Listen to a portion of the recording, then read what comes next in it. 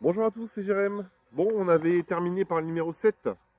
On avait fait donc, depuis le début, on a fait le R2D2, on a fait le canon, l'aile, on avait fait le support en métal pour le cockpit. J'avais fait des modifs, le cockpit et de la peinture. Et aujourd'hui, on va continuer du numéro 8 au 13. Alors, ça en fait beaucoup, mais bon, pas tant que ça, parce que c'est des toutes petites étapes de montage à faire. Donc voilà, on va voir tout ça ensemble. Allez, à tout de suite. Donc là, on est au numéro 8. Donc là, c'est juste à monter en fait l'armature de l'aile qu'on avait déjà finie, que j'avais peinte. Donc en fait, c'est l'armature de l'aile, c'est ce qui va aller là. Et plus des petites finitions de détails. Voilà, petites finitions de détails. Donc ça, c'est le numéro 8. Allez, je le monte, je vous mets ça en accéléré. Bon, on va continuer avec la petite histoire de Star Wars. Donc j'avais fini la dernière vidéo des anecdotes sur George Lucas. Et on en était au début du tournage de Star Wars. Il faut savoir qu'au début du tournage, bon, ils ont créé des maquettes. D'après des croquis, tout ce qui va bien. Donc ils ont créé des maquettes qui ont été modifiées plusieurs fois pour arriver à l'aspect final que George Lucas voulait, pour le X-Wing, le Faucon Millennium, les TIE, ainsi de suite. Et donc il a fait appel à une équipe de maquettistes. Donc c'était des jeunes qui sortaient de l'université, diplômés, en études du cinéma, arts plastiques, tout ça, qui étaient diplômés. Il en a recruté une bonne quinzaine, sachant que je vous mettrai une photo des maquettistes chez ILM. Il y en a au moins une 60-70 en fait, hein, à peu près, sur tous les films qui ont été tournés de Star Wars.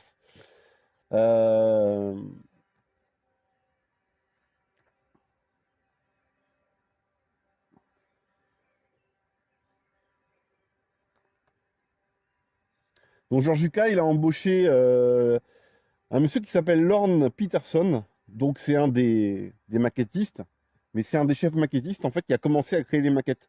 Il faut savoir que pour créer les maquettes X-Wing par exemple, ils ont fait des ébauches, les premières maquettes. Après ils ont modifié, ils sont arrivés à l'étape finale. Voilà, le numéro 3, pardon, numéro 8 c'est fini. Bon, c'était juste ces petits détails là à mettre. Ici, ici et ça. Voilà. Voilà, donc on passe au numéro 9. Donc le numéro 9, c'est le support du moteur tribord supérieur. Donc ben là, ce que je vais faire, je vais monter ça. Et bien sûr, je vais le repeindre de la couleur de base. J'ai commencé l'aile à la S20. Donc je vais le monter, je vais le peindre. Et je vous ferai voir le résultat après. Pour les constructions, par exemple, des X-Wing, ils ont fait un squelette assez important. Elles ont fait de plusieurs tailles déjà. Et les plus grosses, en fait, il y avait un squelette en armature. Après, ben, ils ont moulé le plastique avec leur méthode à eux et tout. Et tous les détails en fait qu'on voit sur les maquettes, sur toutes les maquettes Star Wars, c'est les détails qui viennent en fait d'un magasin qui était pas loin d'ailleurs du studio, qui vendait des maquettes de chars, d'avions, des maquettes militaires en fait. Ils ont été au magasin, ils ont dit au mec, ben, on veut acheter tout le stock. Donc du coup, ils ont acheté tout le stock de maquettes et en fait, ils se servaient des pièces de maquettes, donc de chars, d'avions et d'autres maquettes militaires. Ils prenaient ces éléments-là et ils s'en servaient pour faire les détails des maquettes. Donc par exemple, surtout sur le Faucon Millennium, on retrouve dans les versions originales plein de pièces de maquettes de chars, d'avions, de maquettes militaires, quoi. Des essieux. Donc là, on passe au numéro 10. Voilà, le 10, c'est des petites pièces de moteur à assembler. Un spécial. Allez, on y va. Donc là, on va attaquer le 11. Donc le 11, c'est moteur supérieur tribord. Voilà, il n'y a pas grand chose à faire, hein. Des petites pièces à monter. Voilà, je monte ça, allez. Des essieux, des engrenages. Et pour le X-Wing, pareil, ils ont pris des petits, pour l'arrière du X-Wing sur les côtés, des détails de maquettes militaires. Donc ça, c'est quand même pas mal, parce qu'à l'époque, ils n'avaient pas comme nous, de maquettes toutes prêtes qu'il fallait monter. Donc ils ont fait ça. Ils ont créé ces maquettes-là, et après, il a fallu les filmer, les mettre en scène. Ah, c'était plus compliqué. Donc du coup, ils ont créé... Alors déjà, je vais vous parler d'ILM. ILM a été créé à la création de Star Wars, donc du premier film de 76. Donc ILM, en fait, ça veut dire... Alors, ILM, c'est I, industrial. Industrial, en fait, ils étaient à côté d'une zone industrielle et ils allaient se servir de pièces pour les décors. Donc c'est pour ça que George Lucas a appelé ça industriel. Bon, ben light. Light, lumière, et M, magic, magic. Industrial, light, magic. Donc ça, c'est le studio qu'a fondé George Lucas pour les effets spéciaux.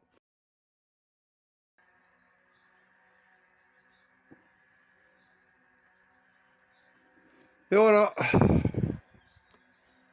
un petit détail du moteur, sympa.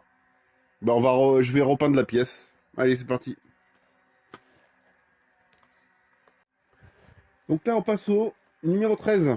Au numéro 13, on continue les moteurs. Voilà. L'autre partie du moteur.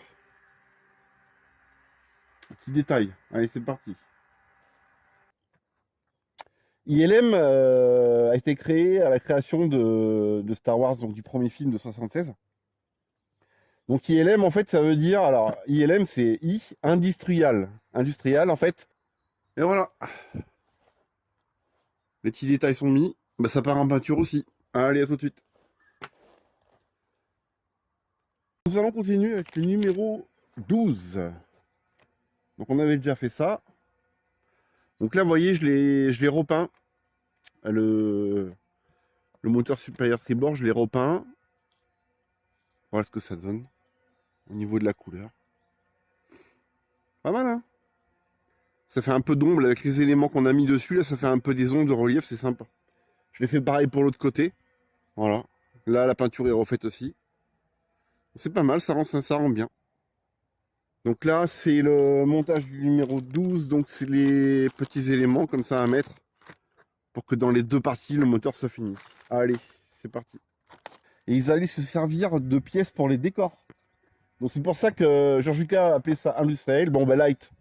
Light, lumière, et M, magic, magic. Industrial, light, magic.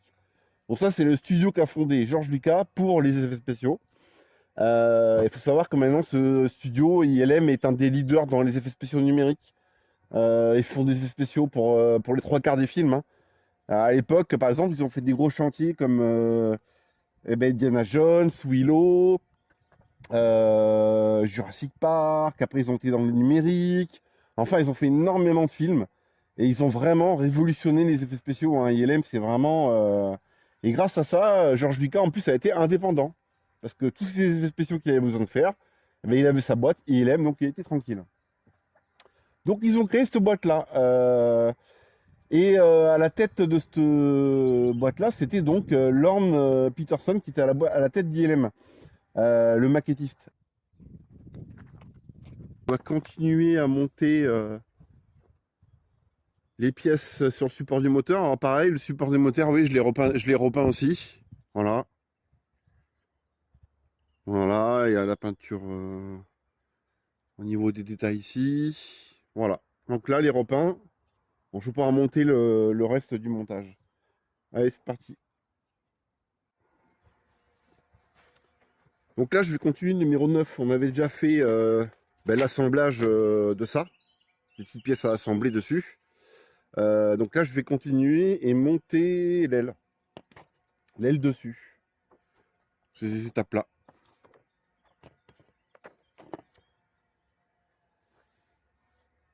Tête de cette boîte-là, c'était donc Lorne Peterson qui était à la tête d'ILM, le maquettiste. Il a fallu qu'il crée une caméra, pareil. Donc, il y a... Je me trompe. Je me suis trompé. Le chef de ILM, c'était John... Alors, je sais pas si je le dis bien, parce que c'est un peu compliqué. John Dykstra. Dykstra. Bon. On va continuer le numéro 13. Donc, cette partie-là, c'est fait. Ça a été repeint. Voilà. Donc, là, on va monter les petits éléments pour la lumière. Et puis, on testera ça après. Allez. Et voilà, on a notre aile qui est montée. Ah, ça fait un beau morceau quand même, hein. Avec la peinture, bon, mais on avait vu refaite, hein. Voilà. Donc, cette partie-là, bah, c'est fait, ça a été repeint. Voilà. Donc, là, on va monter les petits éléments pour la lumière.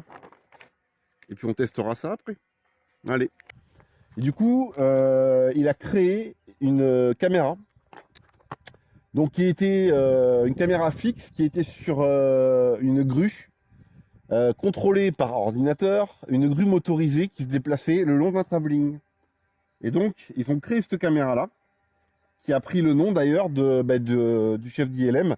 Alors pareil, je vais vous dire n'importe quoi, c'est Dijkstraflex, on va dire. Allez, la caméra s'appelait Dijkstraflex. Je le prononce sûrement mal. Donc ils ont créé la caméra, le système, pour pouvoir filmer les maquettes devant un écran bleu. Ils allumaient, pour la lumière, pour éclairer les maquettes, ils avaient des ampoules qui montaient à 10 000 watts. Il faut savoir que comme ça monte à 10 000 watts, ça chauffait énormément. Donc le souci, c'est que dans le studio, en plein été à Los Angeles, avec les lumières allumées, ben, il faisait 50 degrés dans le studio. Donc les mecs, ils ont transpiré. Et une anecdote d'ailleurs par rapport à ça, comme ils avaient tellement chaud, ils ont récupéré un pick-up, ils ont fait un réservoir à l'arrière du pick-up, ils l'ont rempli d'eau. Une petite piscine. Et les mecs, à tour de rôle, quand ils avaient trop chaud, sur le parking, la camionnette, elle était sur le parking, ils allaient se baigner dans cette petite piscine. Et un jour, il y a les mecs de Fox qui ont voulu visiter le studio. Ils sont allés sur le parking, ils ont vu les mecs en train de se baigner dans le bac. Donc voilà, j'ai fini de monter la tuyère. Et je vous fais voir ce que ça fait avec la LED éclairée. Enfin voilà, ça, bon, sur la vidéo, ça fait toujours un peu plus rose. C'est bien rouge, hein, vachement rouge. Et ce qui est bien, c'est qu'il n'y a aucune lumière qui passe à travers les plastiques. Donc ça, c'est bien. Mais ouais, il y a un bon rendu, hein, ça flash, hein. Voilà. Donc là, vous voyez, j'ai repeint le réacteur en gris foncé. Gris clair, gris foncé. Alors, je sais pas si on le voit bien sur la vidéo, là, mais j'ai mis en fait du pastel noir et rouille sur le réacteur pour voir les détails. Alors, je sais pas si en vidéo ça va bien rendre, mais voilà.